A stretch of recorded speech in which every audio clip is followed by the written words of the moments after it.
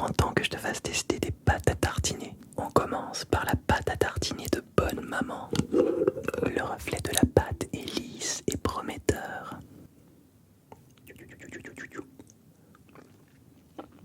Alors on a 20% de noisettes, des huiles végétales qui sont celles de colza et de tournesol. Ça a plutôt un bon goût de noisette, mais c'est pas très fort niveau cacao.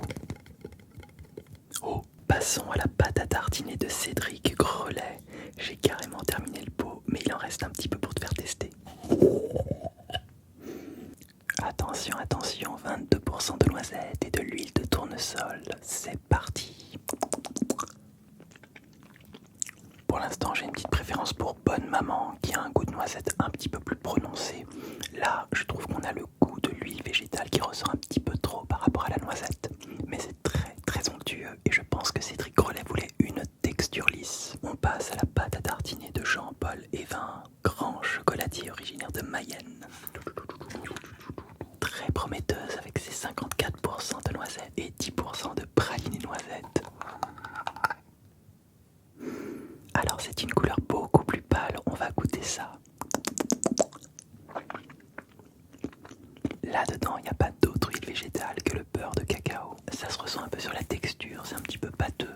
On sent poindre le goût praliné, mais c'est super gourmand et savoureux. On passe à la pâte à tartiner d'Alain Ducasse.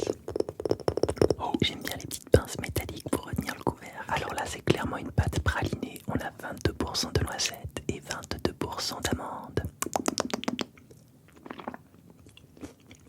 C'est clairement une texture pralinée, presque croustillante.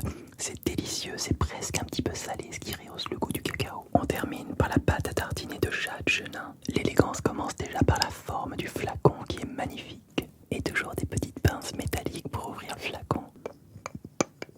Hey. Alors voici un praliné noisette du Piémont.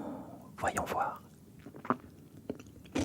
Comme pour Alain Ducasse, on quitte la pâte à tartiner pour plonger tête la première dans le praliné noisette. Ça se déguste frais